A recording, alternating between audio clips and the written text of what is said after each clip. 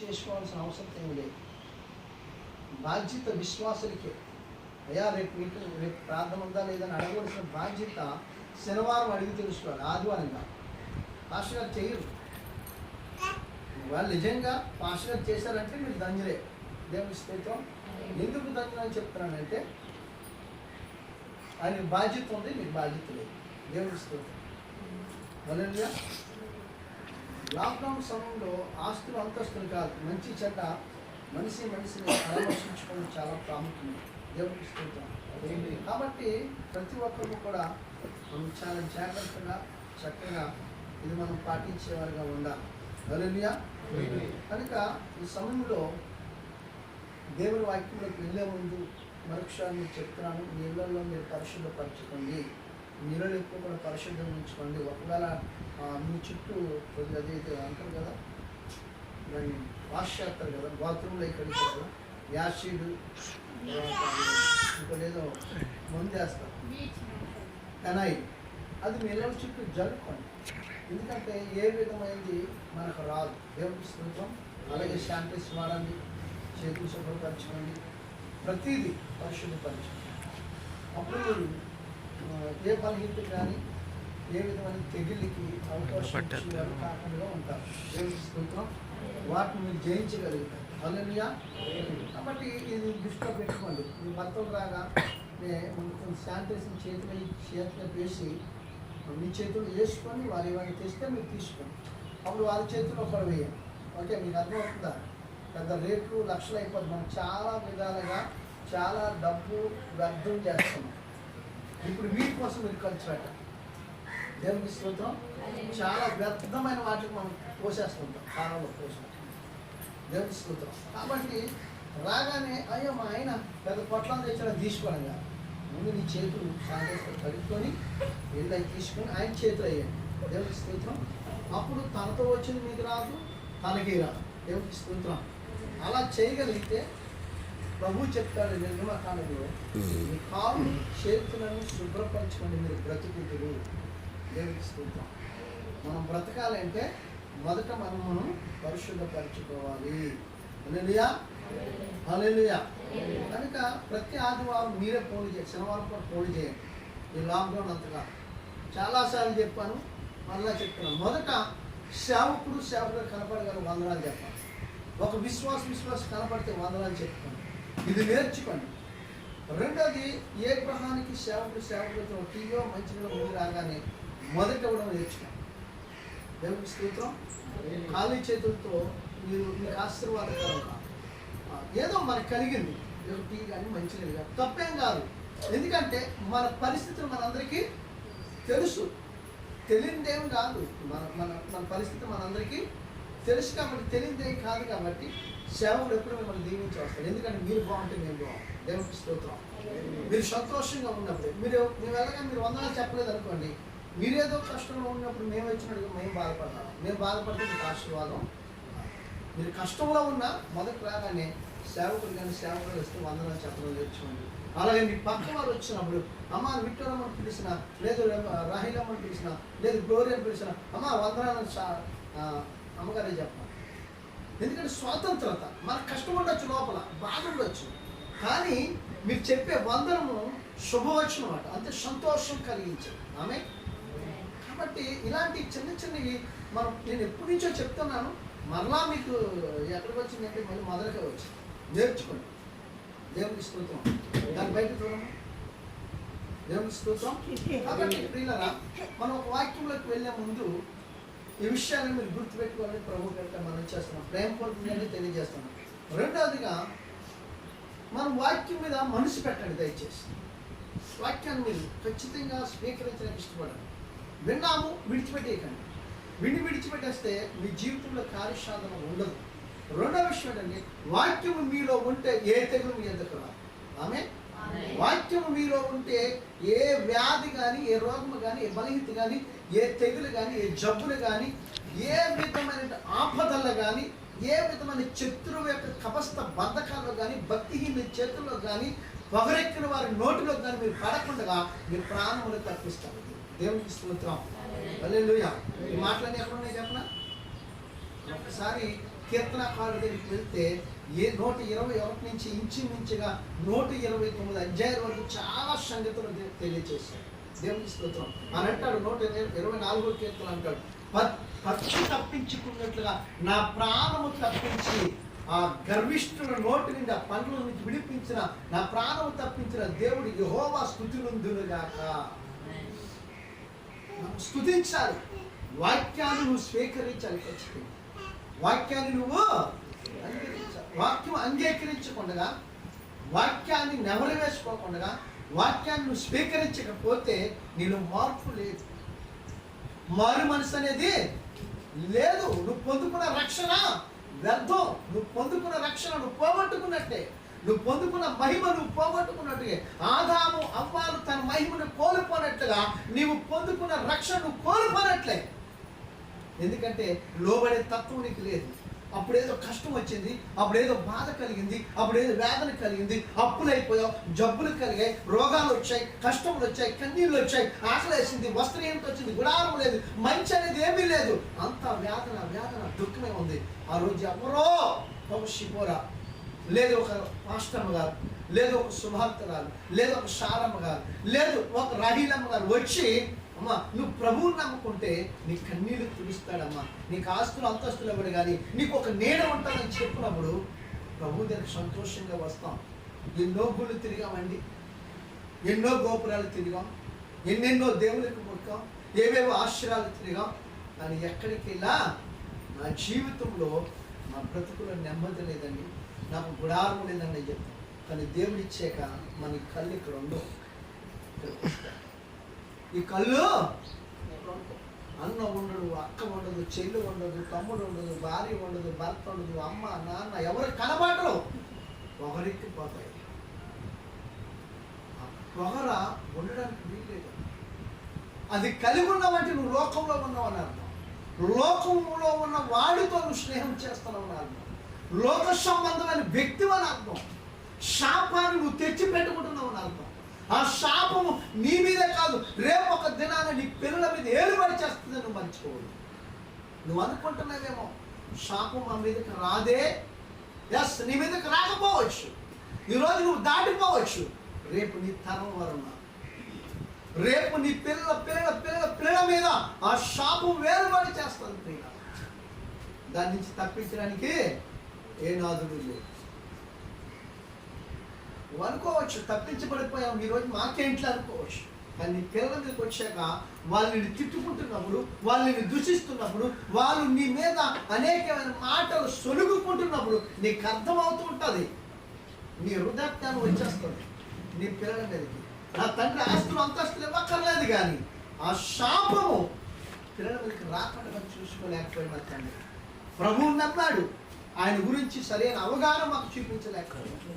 ప్రభువుని అంగీకరించమన్నాడు చెప్పాడు, కానీ సరైన మాటలు మమ్మల్ని నడిపించలేదు. వాక్యం ఏంటో మాకు తెలియచేయలేకపోయింది మా తల్లి తెలియచేయలేకపోయింది. ఈరోజు ఆ శాపం మా మీద ఏర్పరిచింది. దయా మమ్మల్ని విడిపించండి అంటే అంత తేలిగ్గా విడుదల పొందలేరు నీ పిల్లలు. వారికి ఆ సమయం వచ్చేవచ్చు, వృధాప్యాలు వచ్చేవచ్చు, కానీ నెక్స్ట్ తరం వారి మీద నుంచి విడుదల పొందాలంటే చాలా కష్టపడాలి పిల్లలు. సమయం ఉంది, మిక్కులు అనుకూలమైన దినం, శ్రేష్టమైన దినం, అనుకూలమైన దినం. కాబట్టి గమనించి దేవుని కృప పొందుకోవడానికి ఇష్టపడాలి, దేవుని ప్రేమను పొందుకోవడానికి ఇష్టపడాలి, దేవాది దేవుని వాక్యములకి లోబడ్డానికి ఇష్టపడాలి. ఎవరో మీకు వచ్చి చెప్పరు. ఆరాధన ఉందా లేదా తెలుసుకోవాల్సిన బాధ్యత నిజమైన విశ్వాసకి, నిజమైన దేవుని పిల్లలకు ఉంది. దేవునికి స్తోత్రం. నిజంగా రక్షణ పొందిన ప్రతి ఒక్కరు కూడా దేవుని గూర్చిన ఆరాటము, పోరాటము ఉంటుంది. దేవునికి స్తోత్రం. అది లేదు అంటే నువ్వు లోకంలో వాటిలో కలిసిపోయినావు. దేవునికి స్తోత్రం. 139 కీర్తనలో ఒక మాట ఉంది, నేను ముందుకు కొనసాగుతూ ఉంటాను. చూడండి ఒకసారి 139 కీర్తన.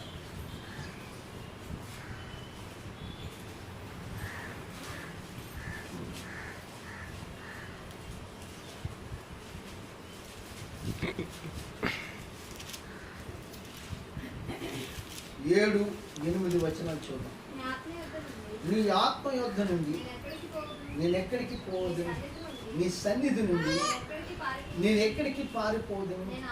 నేను ఆకాశమునకు ఎక్కినను, నీవు అక్కడను ఉన్నావు. నేను పాతాళమందు పడుకొనను, నీవు అక్కడను ఉన్నావు. నేను ఏకువ రెక్కలు కట్టుకొని సముద్ర దిగాంతములకు నివసించను, అక్కడను నీ చెయ్యి నన్ను నడిపించను. ఆమేన్. దేవునికి స్తోత్రం. హల్లెలూయా.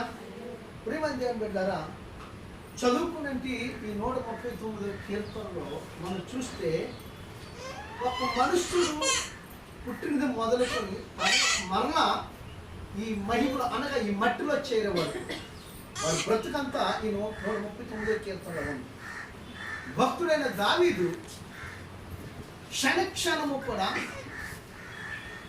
తను ఏ రూపంలో దేవుడు కలుగు చేశాడు, అసలు నేను ఎలాగా ఈ భూమి మీదకి వచ్చాను, నా తల్లి గర్భంలో కొన్ని నెలలు, అది మనకి తెలిసి ఏమనుకుంటే 9 నెలలు 10 నెలలు అనుకుంటాం, కానీ దేవుడికి ఎక్కువే. దేవుడికి స్తోత్రం. ఆ పిండము ఒక పిండంగా తయారవడానికి నీకు చాలా టైం పట్టేస్తుంది, అంతేనమ్మా? ఒక పిండం తయారవడానికి చాలా టైం పడుతుంది కదా, కానీ పిండం వచ్చే వరకు మనకి నెలలు తెలియవు ఒక స్త్రీకి. దేవుడికి స్తోత్రం. అది ఎప్పుడో 3వ నెలలోనో ఎప్పుడో అప్పటికి పిండం తయారవుతుంది. దేవునికి స్తోత్రం. ఇలాగా ప్రతిదీ భక్తుడు దావీదు అంటాడు ఆ అధ్యాయంలో, రహస్యమందు నేను పుట్టినవాడును అంటాడు. అసలు ఈ భూమి మీదకి నీ తల్లి గర్భంలో ఒక స్త్రీగానో పురుషుడిగానో నువ్వు ఎలాగా రూపమెత్తుతావు నీకైతే తెలియదు, నీ తల్లికి కూడా తెలియదు. అది కేవలము నిన్ను సృజించిన యెహోవాకే తెలుసు. దేవునికి స్తోత్రం. నీకే రూపం ఇవ్వాలి, నీకే కోరిక ఇవ్వాలి, నువ్వు స్త్రీవా పురుషుడివా, నువ్వెవరైతే తన పనికి పనికొస్తావో, ఏ రూపంలో అయితే తన కోసము నువ్వు బ్రతుకుతావో అవన్నీ ఆలోచన చేసి ఆ తల్లి గర్భంలో నేను పెడతాను. దేవునికి స్తోత్రం. ఆ తల్లి గర్భంలో పెట్టే ముందు ఆ తల్లిదండ్రులు చేసి నీకు కూడా జ్ఞాపకం చేసుకుంటాడు. ఆ టైంలో ఆ తల్లిదండ్రులు చేసి జ్ఞాపకం చేసుకొని నిన్ను కానీ పెట్టాడా ఆ గర్భవాసంలో, వారు చేసిన పాపాలన్నీ నీలో ఉంటాయి, ఆ పిండంలో ఉంటాయి. వాడు భూమి మీదకి వచ్చే కుదురుగా ఉండడం. ఎందుకంటే మనం చేసినవి వారిలో ఉండి మనం హింసిస్తుంటాయి. తల్లిదండ్రులు చాలా వేదన పరిచేస్తుంటాయి. వాడి గురించి మనకు మనశ్శాంతి ఉండదు, నెమ్మది ఉండదు, ఆ బిడ్డ గురించి సంతోషం ఉండదు, ఆనందం ఉండదు. అయ్యో నేను ఎందుకు కన్నాను, వీడు ఎందుకు నాకు పుట్టాడు, నేను ఎందుకు అడిగాను వీడిని, వేదనకు గొప్ప కొట్టుకుంటాం. కానీ నువ్వు కొట్టుకుంటున్నావు అనేసి నీకు తెలుసు, కానీ నీకంటే ముందుగా ఆయన రొమ్ము కొట్టుకుంటున్నాడు. ఎందుకో తెలుసా? నువ్వేమైపోతావు అనేసి. నేను నిన్ను కలుగు చేస్తాను, నువ్వు నాకు ఉపయోగపడతావు అనుకున్నా, నా కోసం నువ్వు పనికొస్తావు అనుకున్నా. నీ తల్లిదండ్రులే కాక, నీ పితృల వలె కాక, నీవు ఒక పరిశుద్ధుడిగాను నన్ను స్తుతించి నాతో జీవిస్తావు, నా కుడిపార్శ్వను ఉంటావు, నీవు నా కుమారుడు నా స్వారూపులో ఉంటావు నేను అనుకున్నాను. కానీ నీవు లోకములో ఉన్న వాడితో స్నేహం చేసి, ఏ లోకానికి నాకు వైరమైందో ఆ వైరమైన వాడితో నువ్వు స్నేహం చేసి నీవు నాపై తిరుగుబాటు చేస్తామని ఆయన రూపు కొట్టుకున్న పరిస్థితిని మనం తీసి తెచ్చి పెట్టుకున్నాం. దేవునికి స్తోత్రం. హల్లెలూయా, హల్లెలూయా. కాబట్టి ప్రియులారా, జాగ్రత్తగా గమనించవలసిన అవసరం మనకు. దేవాది దేవుని సన్నిధిలో మనం చాలా ఒదుకు ఉండాలి, వాక్యం కొరకు పరిగెత్తుతూ ఉండాలి, ఆరాధన కొరకు పరిగెత్తుతూ ఉండాలి. ఎవరో నీకు చెప్పరు పలానా టైంకి ఆరాధన, పలానా టయానికి ప్రభు పాదాల చెంతకి వెళ్ళాలంటే ఒక పునరుద్ధారణమే నువ్వు ఇలా ఆలోచన చేస్తే నీ గృహములో ఏ రూపంలో ఏ సమయంలో నువ్వు ప్రార్థన చేయగలుగుతున్నావు? నీ గృహంలో నువ్వు సమయం దేవునికి ఎంత ఇస్తున్నావు? నీ గదిలోనికి వెళ్ళి నువ్వు ఎంతసేపు ఏ సమయానికి నువ్వు వెళ్ళి మోకరించి ప్రభు సన్నిధిలో నీ కుటుంబం కొరకు నువ్వు అంగలాడుతున్నావు, నీ అవసరంతో వరకు ప్రార్థన చేస్తున్నావు, నీ అక్కల వరకు నువ్వు ప్రార్థన చేస్తున్నావు. ఎప్పుడు దేవుడు నీ ప్రార్థన ఆనబెట్టుకుంటున్నాడు? ఎక్కడి నుంచి దేవుడు నీ ప్రార్థనకి ప్రతిఫలము దయచేస్తున్నాడు? నీ ఇంటి దినానికి ఎన్నిసార్లు చేస్తున్నావు అంటే వక్రము చేతిరత్వం, వక్రము చేతిరత్వం. రాష్ట్రంగా రాయండి, గమనిస్తే తీసుకొస్తాం. వక్రము చేతిరత్వం, ఒక్కరిని ఏం చేస్తున్నావు? ఏం భక్తి చేస్తున్నావు? రేపు నీ కుటుంబాన్ని ఎలా రక్షించుకుంటావు? నీ బిడ్డలకు ఎలా క్షమాధారం కలిగి చేస్తావు? నీ భర్తకి ఎలాంటి క్షేమం కలిగి చేస్తావు? నువ్వు చేసిన ప్రార్థనలు నీ భర్త ఎంత సురక్షితంగా ఇంటికి వస్తున్నారు, నీ పిల్లలు ఎంత సురక్షితంగా ఇంటికి వస్తున్నారు. పిల్లలు చూసి మురిసిపోతున్నాము, కానీ ఆ పిల్లలు ఎలాంటి పరిస్థితుల్లో వస్తారో నువ్వు చూడగలుగుతున్నావా? నాకు ఈ రోజు ఉదయకాల సమయంలో ఫోన్ వచ్చింది. ఎక్కడికో ఆటకి వెళ్ళాడు. ఆడి వయసుకి భయంకరమైన పరిస్థితి ఆవరించి వచ్చింది. ఆ బాధ ఇంచుమించుగా ఈ లాక్డౌన్లో 15 మందికి ఇదే పరిస్థితుల కోసం నేను ప్రార్థన చేస్తాను. ఈ పరిస్థితుల విషయమే ప్రార్థన చేస్తాను. దేవుడి కనికర సంపాదన కనుక వారందరిని విడిపించాడు. దేవుడికి స్తోత్రం. వారికి పాజిటివ్ వచ్చిన దేవుడు విడిపించాడు అద్భుతంగా. స్పష్టంగా ప్రవచన ద్వారా మాతో మాట్లాడుతున్నప్పుడు దేవుని సన్నిధిలో అడిగితే వారికి తెలియజేయకుండా ప్రార్థన చేస్తే దేవుడు అద్భుతమైన నేర్పించి ఇచ్చాడు. దేవుడికి స్తోత్రం. ఈరోజు మన పిల్లల కోసం ఏం బాధ్యత కలిగి ఉన్నాం, ఏం బాధ కలిగి ఉన్నాం? నేను కలుగు చేస్తున్నట్టు నువ్వేం చేయగలుగుతున్నావు? తల్లి గర్భంలో ఎంతో విచిత్రంగా నేను కలుగు చేస్తాడట. రహస్యమందు నేను కలుగు చేసుకున్నాడట. ఆయన రహస్యంగా చేశాడు. నేను కలుగు చేసే విధము చూడగా నాకు ఆశ్చర్యమును భయము కలుగుతుంది అంటున్నాడు దేవుడు. భక్తుడైన దావీదు అంటున్నాడు, నాకు ఆశ్చర్యమును భయమును నాకు. అయ్యా, ఆ జానడ పట్ల నన్ను ఎలా కలుగు చేస్తావయ్యా? అసలు ఆ రూపాన్ని ఎలా చెక్కావు? ఆ యొక్క పోలికను ఎలా చెక్కావు? అసలు నా పట్ల నీకున్న ప్రణాళిక ఏంటి? నీకున్న సంకల్పం ఏంటి? నా ఎడల నీకున్న తలంపులేంటి? ఆలోచనలేంటి? ఉద్దేశాలేంటి? అసలు నేను ఏమి చెయ్యి, ఏమి అవ్వాలనుకున్నావయ్యా? దావీదు అంటున్నాడు, విచిత్రంగా నిర్మించు. నీ గర్భవాసను మొదలుకొని ఈ మహిమలో అనగా ఈ మట్టిలో చేరినంత వరకు నీ దినములన్నీ ఆయన జీవ గ్రంథంలో లిఖితం చేశాడు. ఒక గ్రంథంలో లిఖితం చేసేసాడు. ఈ దినాల్లో, ఈ సంవత్సర ఆయుష్కాల దినాల్లో ఒక మనిషికి వచ్చింది ఏంటో తెలుసండి. దేవుడు ప్రతి మనిషికి ఒక ఉన్నతమైన ఒక చక్కటి రూపాన్ని ఆయన ఇచ్చాడండి. రోమిలికి రాసిన పత్రికలో 8:28 నుంచి మీరు చదువుకుంటే 31 చాలా అద్భుతమైన విషయం. అతడు నా కుమారుల్లో జ్యేష్ఠుడు ఉన్నట్లుగా నా కుమారుని స్వరూపము కలిగిన వారిగా చేస్తాను. దేవుని స్తోత్రం. అంటే దేవుని యొక్క స్వరూపాన్ని, దేవుని యొక్క పోలికని నీకు నాకు ఇస్తాడు దేవుడు. మనం ఏం చేస్తున్నాం? ఆ స్వరూపం పొందుకోవడానికి మనం ఇష్టపడట్లేదు. ఆ పోలికలో ఉండడానికి మనం ఇష్టపడట్లేదు. నీవు పిండముగా రూపింపబడి దగ్గర నుంచి తల్లి గర్భంలో ఉంటావు. ఆ తల్లి ఎన్ని నొప్పులు అనిపిస్తుందో తెలుసా? ఎంత వేదన అనిపిస్తుందో తెలుసా? ఎంత దుఃఖపడుతుందో, ఎంత బాధపడుతుందో. బిడ్డ ఏ పక్కన తిరుగుతుందో, అడ్డంగా తిరిగిందని, ఆహారం తీసుకున్న ఆహారం డైజెషన్ కాకపోవడం, ఆ బిడ్డ ఆహారం తీసుకోకపోవడం, ఆ బిడ్డ కడుపులో కదలకపోవడం, ఎన్నెన్నో ఆ కదలకలు. అంతవరకు ఎందుకండి? రాత్రి నువ్వు పడకల మీదకి వెళ్తుంటావు. వెళ్తావా లేవా? పడకల మీదకి వెళ్తావు. పడకల మీదకి వెళ్ళినప్పుడు నువ్వు ఏ క్షణమైనా ఎప్పుడైనా నువ్వు వీటి కదిలి పడుకున్నట్టు నీకు తెలుసా? ఒక తిన్నగా పడుకున్నట్టు తెలుసా? ఒకవైపు పడుకున్నట్టు తెలుసా? ఎన్ని కదలకు వస్తాయి నీకు తెలుసా? ఆ కదలకు లేకపోతే మనిషి చనిపోతాడు. అందుకనే 120వ కీర్తనలు అంటాడు, యెహోవా యందు భయభక్తులు కలుగును, ఆయన దూత కావులుగా ఉంటుంది. ఆమేన్. దేవుని దూత ఖచ్చితంగా కాపుదల ఉంటుంది. నీ కదలకలు ఎన్నున్నాయో ఆ కదలకలు రాత్రి లేకపోతే నీకు పడకల మీద ఉదయకాల సమయంలో ఈయన చనిపోయాలని చెప్పి శ్మశానాన్ని తీసిపోతాడు బద్దెగ్రహం. అవునా కదా? ఒక మనిషి కదలకపోతే ఏం చేస్తారు? పిలిచి చనిపోయిన ఏం చేస్తారు? అందరికి కబుర్లు. కానీ పడుకున్నప్పుడు దేవుడు ఆయన దూతను కాపుగా ఉంచుతాడు.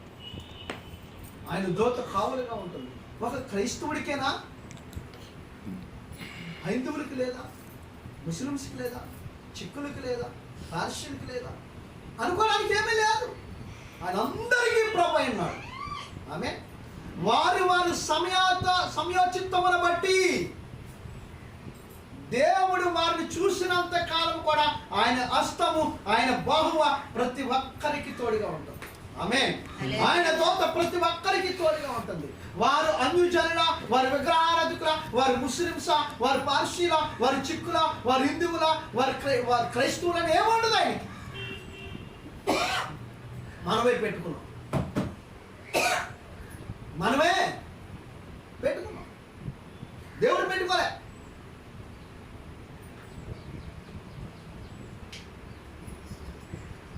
మనము కులమని మతమని విభేదాలు పుట్టించుకొని మనం కొట్టుకొని చచ్చిపోతాం. కానీ దేవుడు అందరిని ఒకేలా ప్రేమించాడు. హల్లెలూయా.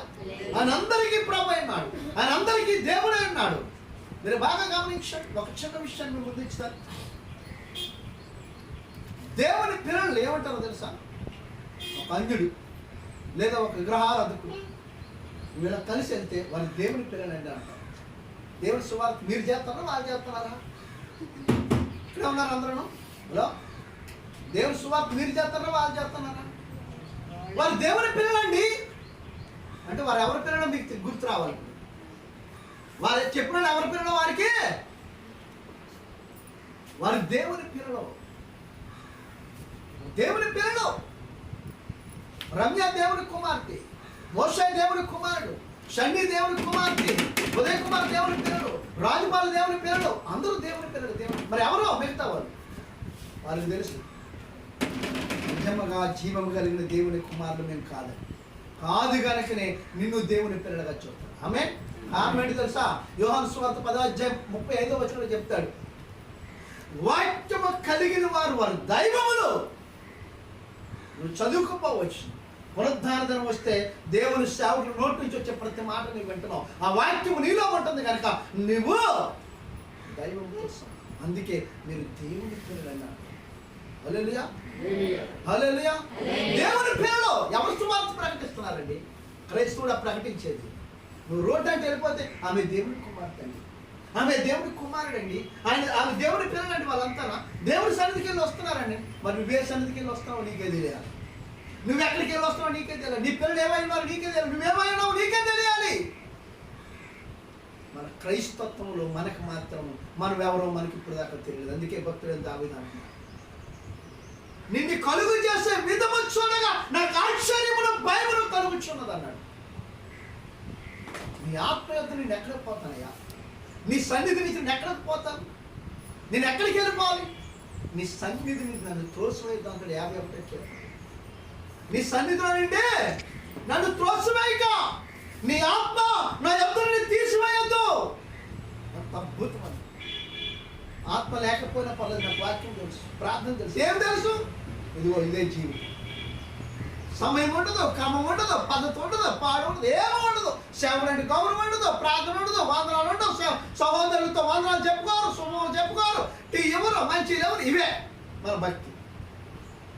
దేవుని ఆత్మ లేకపోతే లోకానుసరమైన జీవితంలో పడిపోతావు. లోకంలో పడిపోయావంటే నీవు దేవుడిచ్చిన మహిమను నువ్వు కోల్పోని అర్థం. ఆదాము అవ్వాల కంటే నువ్వు గొప్పవారు కాదు. ఏదేని తోటలో ఆదాము అవ్వాలి తన దేవుని యొక్క మహిమతో నింపినప్పుడు దేవుడి యొక్క మాట, దేవుడి యొక్క ఆజ్ఞ అతిక్రమించడం వల్ల దేవుని మహిమను వారికి కోల్పోయారు. ఈ రోజు నువ్వు రక్షణ కోల్పోతున్నావు. ఎబ్రిల్ రాసిన పత్రిక 6 చెప్తారు, ఒకసారి వెలిగింపబడి అయ్యా పరలోక మహిమను రుచి చూసి నువ్వు పడిపోతే, జారిపోతే, దిగజారిపోతే, పాపను ఊపిలోకి వెళ్ళిపోతే మరణాన్ని వెలిగింపడం అసాధ్యం అని చెప్తాడు. అంటే అర్థం ఏంటి? నువ్వు పొందుకున్న రక్షణ నువ్వు పోగొట్టుకున్నట్టు. దేవుని ఆత్మకి లోబడండి. ఫస్ట్ దేవుని ఆత్మకు లోబడండి, దేవుని మాటకు లోబడండి. 141 కీర్తన 6 చెప్తాడు, ఆయన మాటలు మధురమైనవని నేను అంగీకరించున్నానని చెప్తాడు. ఆయన మాటలు మధురమైనవి నేను అంగీకరించున్నాను. అంగీకరించావా ఎప్పుడైనా? అంగీకరించు దేవుని మాట. దేవుని మాటకు లోబడు. నువ్వు లోబడితేనే నీలో ఉన్న రక్షణ నిజమైన రక్షణ, నువ్వు పొందుకున్న రక్షణ నిజమైన రక్షణ. నీకు తెలీదా ఈరోజు పునరుద్ధాన దినము ప్రభు బలిస్తారని? నీకు తెలీదా? ప్రతి పునరుద్ధాన దినము దేవుని సన్నిధికి వెళ్ళాలని? వస్తే నీకు ఆశీర్వాదం, వస్తే నువ్వు పరలోక మహిమను చూస్తావు, వస్తే నీవు దేవుని రాజ్యంలో ఉంటావు, వస్తే నీవు నిత్య జీవం కలిగి ఉంటావు. వస్తే నీవు నీ కుటుంబం వర్ధిల్లుతుంది. నీ భర్త, నీ పిల్లలు, నీ కుటుంబం సమృద్ధిగా నేను నా ఇంటి వారిని యెహోవాను సేవించని చెప్పండి. యెహోషువ పాత్ర వలె, యెహోషువ వలె నీవంతా ఏకముగా కూడి దేవునితో కలిసి సంతోషిస్తావు.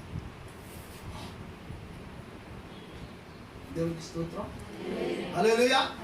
ఒకసారి సేవకులు చెప్పరు, ఒక టైం ఉంటుంది. టైం లేని టైం ఏంటంటే ఇలా లాక్డౌన్ సమయంలో ఎందుకు త్వరగా వెర్లీగా పెట్టాలనుకుంటాం అంటే, నేను అనుకోకుండా ఆ మెసేజ్ వచ్చింది, లాక్డౌన్ కర్ఫ్యూ విధిస్తున్నారు కాబట్టి 7 గంటలకు అనుకున్నాం. కొంతమందికి అందుబాటులో చెప్పాం, కొంతమంది పిల్లలు చెప్పలేకపోవచ్చు.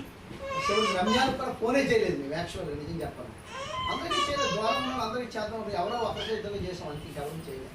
దేవుని స్తోత్రం. కుదరలేదు, మాకు చెప్పలేదు. బొట్టాడతారా? ఇది పెళ్ళి అయితే భోజనానికి మాకు చెప్పలేదు, పాస్టర్ గారిని చనిపోవడానికి. అవునా కదా? చెప్పరు.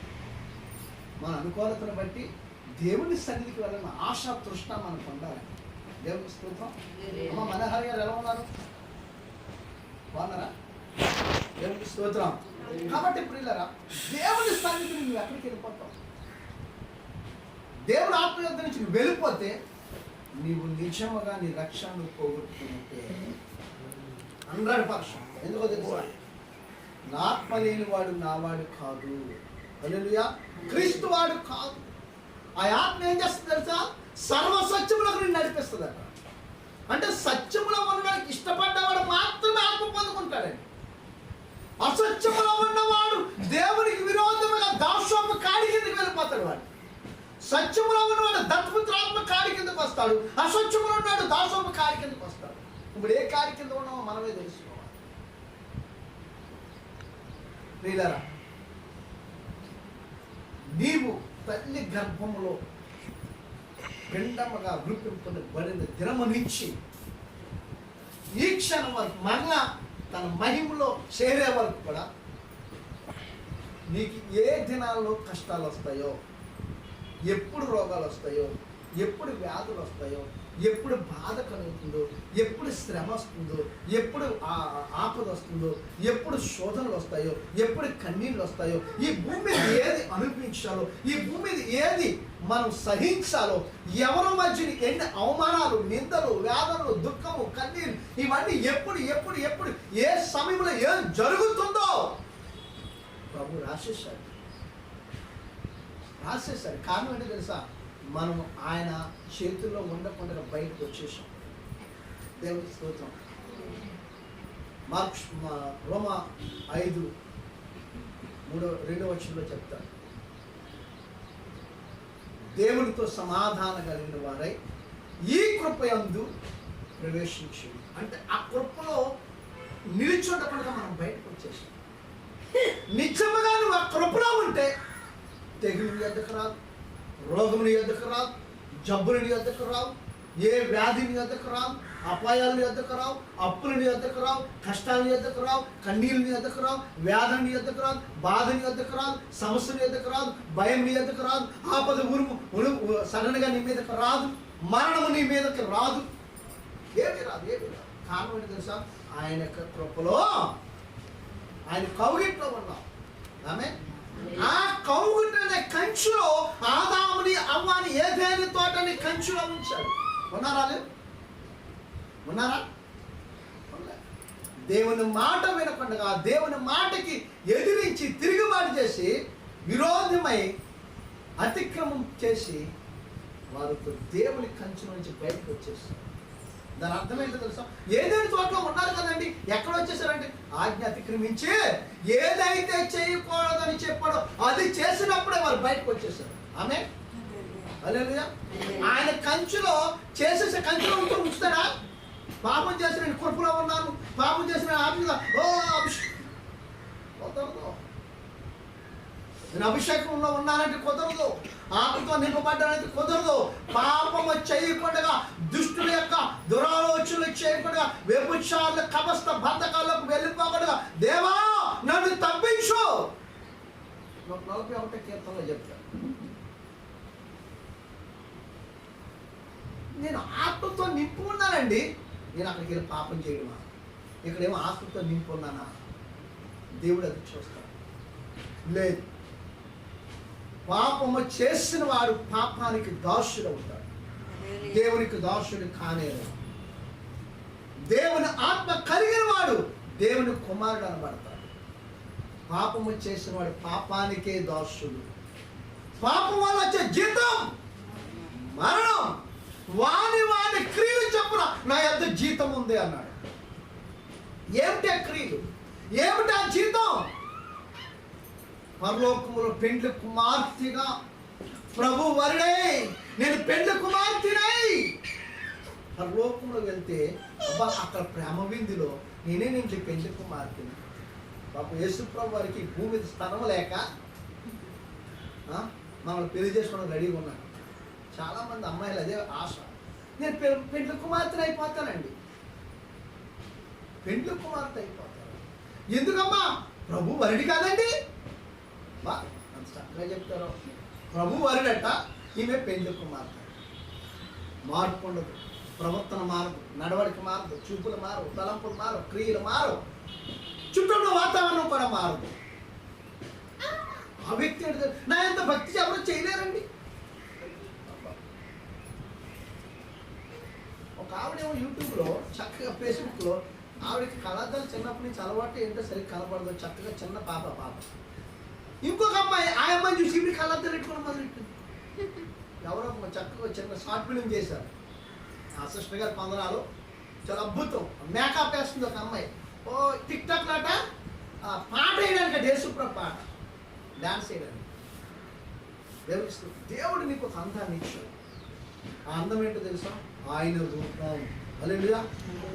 ఏంటట? 31 సామెతల గ్రంథంలో చెప్పాడు శివుడు, అందం మోసకరం, సౌందర్యం. నీకు ఒక రూపం ఇచ్చాడండి, శ్రేష్టమైనది. ఆయన పోలిక, ఆయన స్వరూపు. నీకు ఎవడో పేరు పెట్టలేడు. ఒకవేళ అమ్ముదలో పోయింది అనుకోండి, మీకు నష్టం ఏంటి? నా దేవుడు అలాగే ఉన్నాడు. దేవుడికి స్తోత్రం. లేదు వచ్చి ఇలా అయిపోయింది, మీకు నష్టం ఏంటి? నా దేవుడు అలాగే ఉన్నాడు. ఆయన అందగాడు, 10,000లో అతి సుందరుడు. ఆ సుందరమైన దేహం ఇచ్చి అలా ఉండి నేను ఇలాగే దేవుడిని స్తుతిస్తున్నాను. మరి అంత అందంగా ఉన్నవి ఎందుకు నువ్వు స్తుతించలేదు? అంత సౌందర్యం కలిగి నువ్వెందుకు ఆరాధించలేకపోతున్నావు? మోసం, సౌందర్యమా వ్యర్థమైన వాటి మీద మనసు పెట్టకూడదు. ఈ దేహము దేవుని మహిమపరచాలి. ఈ దేహముతో దేవుని మహిమపరచాలి. దావీదు భక్తుడు అందుకే చెప్తాడు, అయ్యా నీ ఆత్మ యొద్ద నేను ఎక్కడ పారిపోతాను, నీ సన్నిధి నుండి నేను ఎక్కడ పారిపోతానయ్యా. ఒకవేళ నేను ఎక్కడికైనా వెళ్ళిపోతే అక్కడ నువ్వు కూడా గాఢాంధకారములు, సముద్రగాధములు, రెక్కల చాపిని ఎగిరిపో అక్కడ నన్ను చేయి పట్టి. ఎందుకన్నాడు తెలుసా? దావీదు దేవుని ఆత్మ కలిగిన వాడిగా. ఆమె దేవుని ఆత్మ అందరైతే కలిగి ఉంటారో, నువ్వెక్కడ ఏ పాపానికి చేయడానికి నువ్వు అటు ఇటు కంచి ఆ కృప దాటి వెళ్ళిపోయినా ఆ పాపము చేయకుండా ఆయన కృప నిన్ను వెంబడిస్తూ ఉంటాడు. ఆమేన్. ఆ కృప ఎప్పుడైతే నిన్ను వెంబడించుదో, దేవుని ఆత్మ ఎప్పుడైతే నిన్ను వెంబడించుదో, ఇది తప్పని చెప్పి వెనక మళ్ళిస్తాడు దేవుడు. దేవుడికి స్తోత్రం. వెనక తిరిగి వస్తావు, ఆ పాపమైన ఊపిలోకి వెళ్ళవు, ఆ జగటుగా దొంగ ఊపిలోకి నువ్వు దూరిపోవు. అంధకార సంబంధము పాపములో నుంచి దేవుడిని విడిపిస్తాడు. ఆమేన్. కాబట్టి దేవుడు భయపడతాడు. హల్లెలూయా. నిన్ను సృష్టించిన దేవుడు పాపంలో పడిపోవడానికి కాదు. 41 కీర్తన మొదట 1, 2, 3 వచనాలతో చెప్తాడు. జిగటగల దొంగ ఊపులకు దిగజారిపడడం కాదు. అంధకార సంబంధము పాపములకు దిగజారిపడడం కాదు. కొలస్సీ 1, 12, 13 చెప్తాడు. ప్రియులారా, దేవుడు నీకు ఇచ్చిన రూపాన్ని, నీకు ఇచ్చిన ఔషధనాలు, నీకు ఇచ్చిన దేహాన్ని, నీకు ఇచ్చిన పోలికని, నీకు ఇచ్చిన ఆరోగ్యాన్ని నీవు క్షేమముగా నీ పిల్లలు, నీ కుటుంబం, నీ భర్త, నీ పొరుగు వారు, ఇరుగు వారు, నీ పక్కింటి వారు, ఎదురింటి వారు, వెనకింటి వారు అందరూ, నీ గ్రామ ప్రజలందరూ సురక్షితంగా ఉండాలి అనుకుంటే మొదట నీవు ఇతరులకు మాదిరైనటి పరిశుద్ధ జీవితం నువ్వు కలిగి ఉండాలి. ఆమేన్. అది లేకుండా ఎవరు అలకపోతే నీకెందుకండి, ఎవరు అలా ఉంటే నీకెందుకండి? నేనున్నానా ప్రభువా, నాకు మారు మనసు ఉందా, నాకు మార్పు ఉందా? ఇతరులను చూసి నేను ఎందుకు అలా అనుకోవాలి? నాకు మారు మనసు లేదేమో, అందుకే ఇతరుల కోసం నేను మాట్లాడుతున్నాను, నువ్వు అనుకోవాలి. అని నువ్వు ప్రార్థన చేసుకోవాలి. అయ్యా నాకు ఎందుకు ఈ తలపు పడుతుంది, ఎందుకు విమర్శించే ఆత్మ తలపు పడుతుంది, ఎందుకు ఇతరులను శోధించే ఆత్మ పడుతుంది. ప్రభా దాని నుంచి నన్ను విడిపించి నాకు మారు మనసు దయచేయి, నాకు మార్పు దయచేయనైనా, నాకు పరిపూర్ణత అనుగ్రహించండి అయ్యా, నాకు ఆత్మపూర్ణత దయచేయనైనా, నీ ఆత్మశక్తి నాపై కుమ్మరించి నన్ను అభిషేకించునైనా, ఇతరుల కొరకు ప్రార్థించే తల్లిగా, తండ్రిగా, కుమారుడిగా, కుమార్తెగా ఉంచునైనా నన్ను అడుగుతున్నప్పుడు దేవుడు తప్పనిసరిగా ఆయన ఆత్మని మీద కుమ్మరించి ఆయన కృపను నీ వర్ధలింపు చేస్తాడు. దేవునికి స్తోత్రం. హల్లెలూయా. ప్రేమని దేవుని బిడ్డలారా, మనం రక్షణ పొందితే సరిపోలేదు, ఆ రక్షణ కాపాడుకోవడంలో పడవుంది. హల్లెలూయా. నేను బాప్తిసం పొందానండి, ఇక ప్రభు నేను కుమారుణ్ణి, ప్రభు కుమార్తెనండి అంటే సరిపోలేదు. దాన్ని కాపాడుకున్నప్పుడే పక్కింటికి వచ్చింది తెగులు మా ఇంటికి రాదనుకో, ఆ పక్కింటికి రాకుండా నువ్వు ప్రార్థించు. అప్పుడు పక్క వారికి రాకుండా ఆ తెగులు ప్రార్థించాయి, పక్క వారికి ఏ కష్టం లేకుండా ప్రార్థించాయి, నీ పొరుగు వారికి ఏ బాధ లేకుండా ప్రార్థించాయి, నీ ఇరు వారికి ఏ బాధ లేకుండా చేయి. నీ రాష్ట్రానికి కానీ, నీ పక్క రాష్ట్రాలకు కానీ, నీ దేశానికి కానీ, నీ పక్క దేశాలకు కానీ ఎలాంటి ఆపదలు అపాయాలు సంభవించకుండా, ఏ ఉప్పున ఏ విధమైన ఉపద్రవాలు రాకుండా, ఏ విధమైన ఉగ్రత పాలు కాకుండా వారి కొరకు ప్రార్థించి అప్పుడు నీ ఇంటి మీద, నీ కుటుంబం మీదకి ఏది రాదు. దేవుడికి స్తోత్రం. ఈ దుర్దినాల్లో మనం ఉన్నాం, అపాయకరమైన దినాల్లో ఉన్నాం. తల్లి జాడ పిల్లకు లేదు, పిల్ల జాడ తల్లికి లేదు. ఎవరు ఎక్కడ ఏమైపోతున్నారో తెలియట్లేదు. ఈరోజు మనం చూస్తున్నాం, ఎంతో మందిని చూస్తున్నాం. ఈరోజు భారతదేశంలో చూస్తున్నాం, మన ఆంధ్ర రాష్ట్రంలోనే చూస్తున్నాం. ఏమైపోతుందో మనకి అర్థం కాని పరిస్థితి.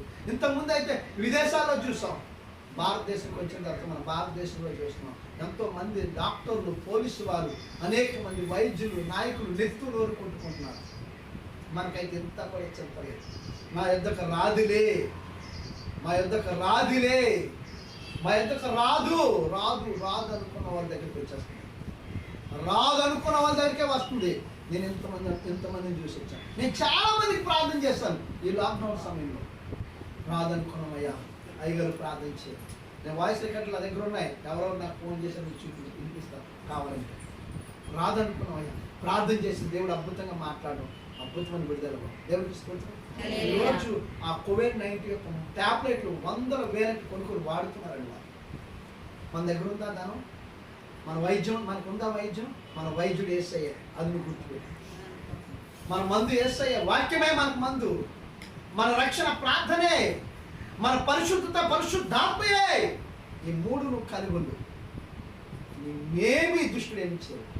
దుష్టుని చేతుల్లో నుంచి విడిపించగలిగిన సమర్థుడైన దేవుడిని నువ్వు కలిగి ఉన్నావు. ఆమె అలాంటి దేవుడికి నువ్వు దూరంగా ఉంటే, నాకు రాదని అనుకుంటే, నన్ను ఏమీ చేయలేదు అనుకుంటే, అది కొంచెం ఉంటారు. అది ఎప్పుడు ఎలాగా ఎవరి మీద ఏం తిరుగుబాటు చేస్తుందో ఎవరికే అది కాటేసిన తర్వాత అమ్మో కలిసింది అనుకుంటే నువ్వు బయటికి రావడము అసాధ్యం. బయటికి రావడం అసలు ఈ భారతదేశంలోకి రాకముందు ఇటలీ ప్రాంతంలో కుప్పలుగా శవాలు పడేదేమా, కుప్పలుగా. ఇంకా జర్మనీ, ఇంకా చాలా దేశాలు, చాలా భయంకరమైన ప్రాంతాల్లో శవాలు ఎక్కడ కప్పెట్టాలో, ఎక్కడ ఏం చేయాలో తెలియక సముద్రంలో వాటిలో వేసేసిన సందర్భాలు ఉన్నాయి. భయంకరంగా కుప్పలుగా. ఆమోష గ్రంథం చదవండి, అబోకు గ్రంథం చదవండి, కొన్ని గ్రంథాలు నిహోమియా చదవండి, కొన్ని గ్రంథాలు ప్రవచనాత్మక గ్రంథాలు చదివితే దేవుడు రానున్న దినాలు ఎంత భయంకరమైన అపాయకరమైన దినాలు ఏమని తెలియజేస్తాడు. దేవుడి స్తోత్రం. మీకా, మలాకి చదవాలి. ఇంటి దగ్గర కూర్చున్నప్పుడు మన ప్రార్థన టైం ఎంత టైం పెట్టుకుంటున్నాం, ఎన్ని గంటల నుంచి ఎన్ని గంటల దాకా చేస్తున్నాం, ప్రతిరోజు ఎలాగా మన ఇళ్ళలో ప్రార్థన చేస్తున్నాం, ఏ విధముగా ప్రార్థన మన కాపుదల ఉంటుంది, మనం పరీక్షించుకోవాలి. దేవునికి స్తోత్రం. హల్లెలూయా. కాబట్టి పుట్టినది మొదలుకొని దేవుని సన్నిధిని విడిచిపోవద్దు.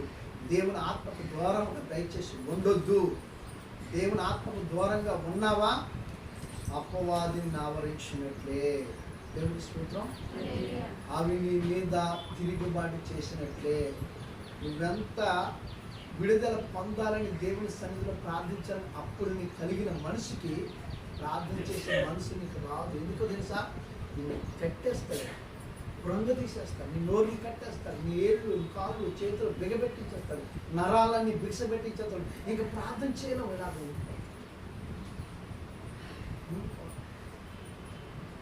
ఉండిపోతాం. ఏమి చేయలేని దీన దశలోకి వచ్చేసాం. మన వల్ల కాదు, మన బలమంతా మన శక్తి అంతా ఇష్టపడి. కాబట్టి దేవుడు నీకు ఒక సమయాన్ని ఇచ్చాడు, ఒక మంచి దినాన్ని ఇచ్చాడు, మంచి అవకాశాన్ని ఇచ్చాడు. సమయం ఉంది కనుక ఖచ్చితంగా ప్రార్థించే దేవుడు అద్భుతమైన కార్యం మన జీవితంలో జరిగిస్తాడు. అటు కృప పరిశుద్ధాత్మ దేవుని సన్నిధి సదాకాలం మనకు తోడై నడిపించును గాక. ఆమేన్.